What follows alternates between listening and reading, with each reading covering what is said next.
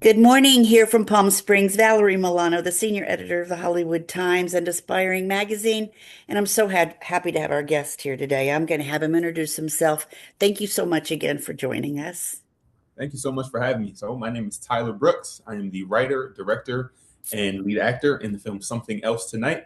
I am originally from Paterson, New Jersey, which is where our film was partially shot, and I am currently living in Washington, D.C.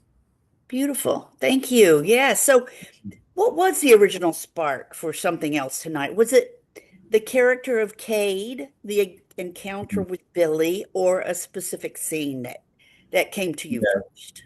Yeah. So, take it back a little bit even before that. I had an original idea in a script that I wrote for another film that was more of a rom com, more of a traditional, more comedic type of story, and it involved a guy and a girl on a date. And while on the date, the guy realizes that he actually just doesn't have enough money to pay for the date. So the main conflict of that story was him like trying to see what he could do, like going to the bathroom, texting his friends, like, "Hey, can you send me $50 real quick?" And just trying to scramble to see if he can make it so that she does not know that he can't pay for the date. Um, and I also, just separately from that, I also am just a big fan of like crime thrillers. And I knew I wanted to do something that had the aesthetic of this film, like the nighttime cityscape, neon lights at the diner, all that kind of stuff. Um, and as I was going through, I just kind of melded those two ideas together and thinking about the crime thriller was thinking of, what's something more intense that someone can realize while they're mid date with somebody else. And I just had the idea of the guy being a hitman and discovering that his date is the person that he has to kill and him having to figure out what to do with that information. Interesting. Because Cade is introduced as like we were talking about, a contract killer who lives by a strict code. I want to Mhm. put it that way. What interested you about exploring a character who suddenly finds himself questioning that Mhm. routine? Yeah, so I really liked the idea of him sort of not even moralizing what he's doing. Like he is, like you mentioned before, a contract killer. He literally murders people for money, and that's what he does all the time.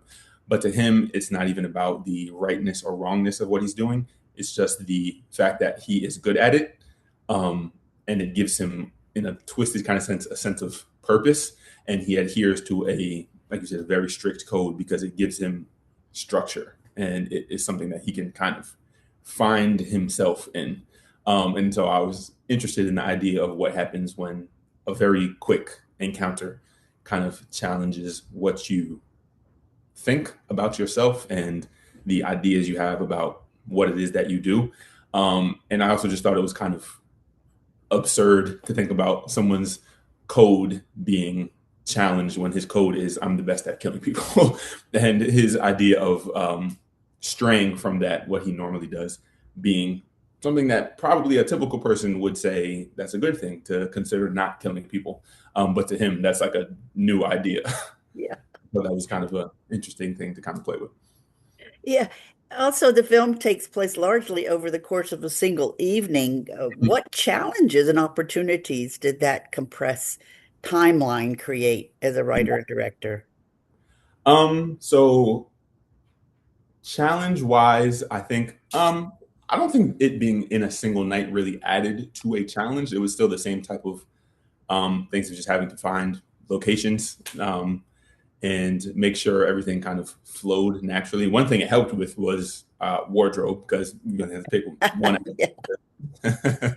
to continue doing. I did have to get one thing was interesting, a few like extras of specifically what I was wearing because spoiler alert, at the end of the movie, the clothes kind of get drenched. And that was a scene that we shot. That was the second out of 4 days of shooting. So there was a lot after that. So, but anyway, yeah, I really also I like stories that take place in one day or in a like contained amount of time, to show like what can happen in that like a very short. Like I like the idea of a short film being kind of the moment in a person's life or journey that kind of changes everything for them. Yeah. The diner conversation is at the heart of the film. How did you approach building tension through dialogue? rather than action. Mm-hmm. So interestingly enough, I have been writing a lot longer than I have been acting, or this is actually the first thing I've ever directed. So I've definitely been writing for much longer. I actually went to school for creative writing. And so that has always been something that's very interesting to me. And what I thought about was in that scene, I kind of more thought about it as if I were writing a play rather than a film, because plays are largely told through dialogue and very often in one location. So that was something I was thinking of. I was thinking of the diner scene kind of as its own little section, or like its own kind of play that had its own small story arc. So even within that scene, there were like specific beats that I was trying to get through. There was like from here to here, from here to here, from here to here, just within that like 3 or 4 minute scene. And so breaking it up kind of into smaller pieces helped with inputting dialogue that would kind of help you move through those different beats.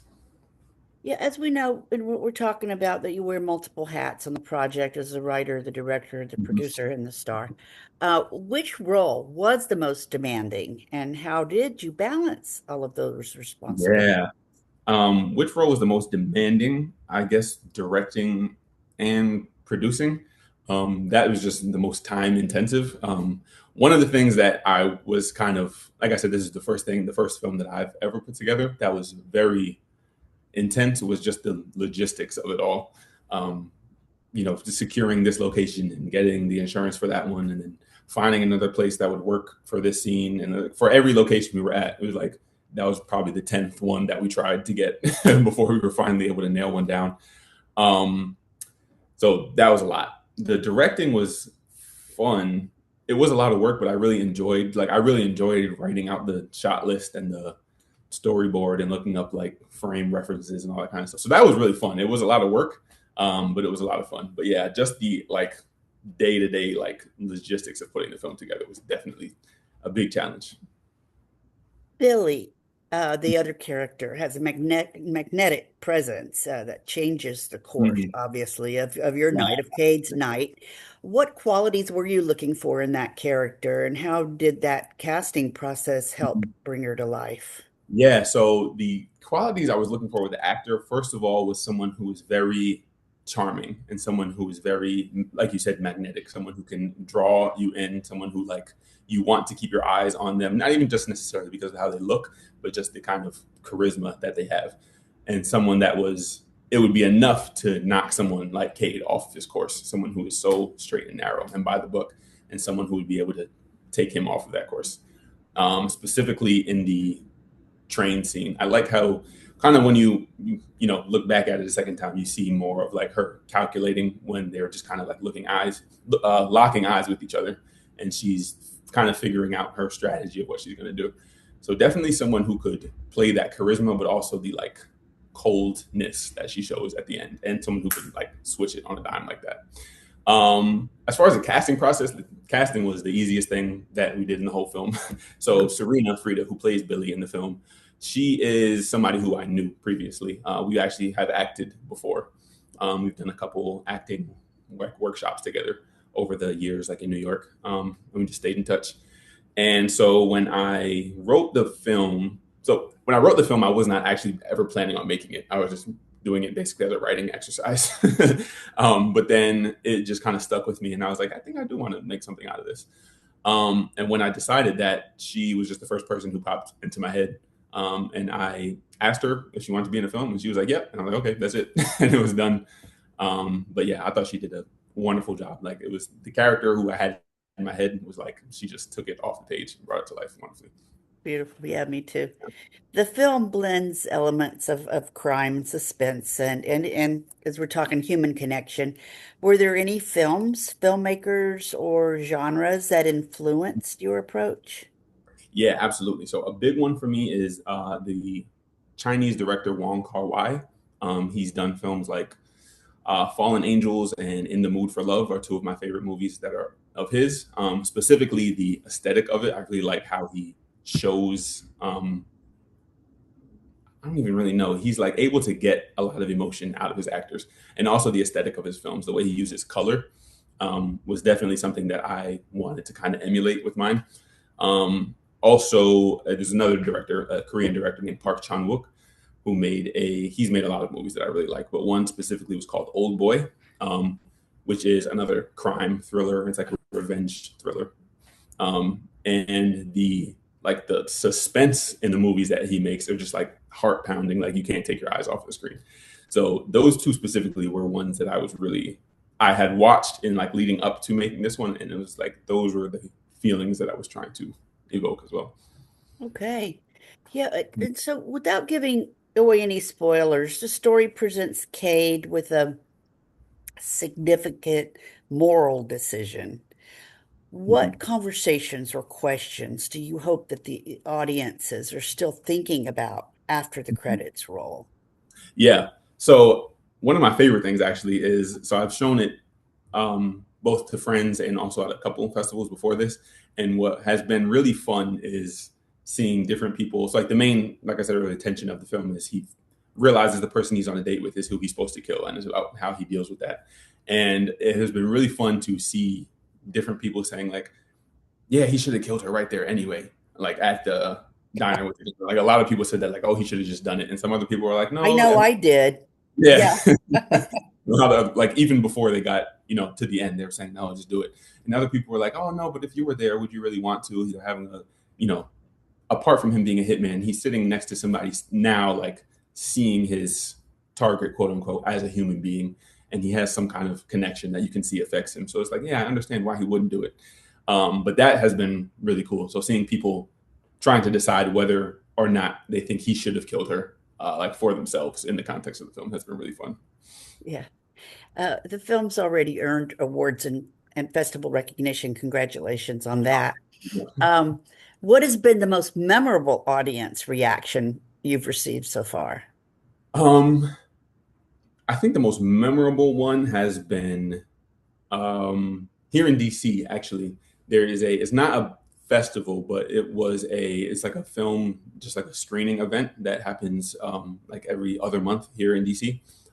It's a relatively new program too. It's called the Unoya Cinema House, and they just showcase films from like independent filmmakers.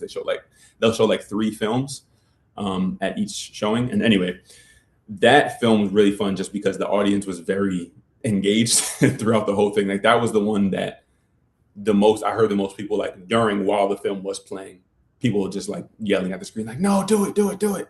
Or like at the end, there's a point, well, not to get into too many spoilers, but at the end of the film, people were also shouting what they thought at the screen too, which I thought was very funny and really enjoyable. So yeah. Yeah, that's cute. And we know that your film, will be at the Late Night Shorts on Friday, July 17th at 10 p.m. at the River Valley Festival at the AMC Classics Williamsport 11 in Pennsylvania. You know, you've had success on the festival circuit already. What's next for you as a filmmaker? And are there any upcoming projects that you can share with us? Yeah, so we are actually my partner Neil and I, who is my DP for this film. We're actually pretty deep in pre-production for another film that we are going to be starting production in late August to early September. It's a short film called 23, and it is a somewhat of a commentary on the carceral system in America.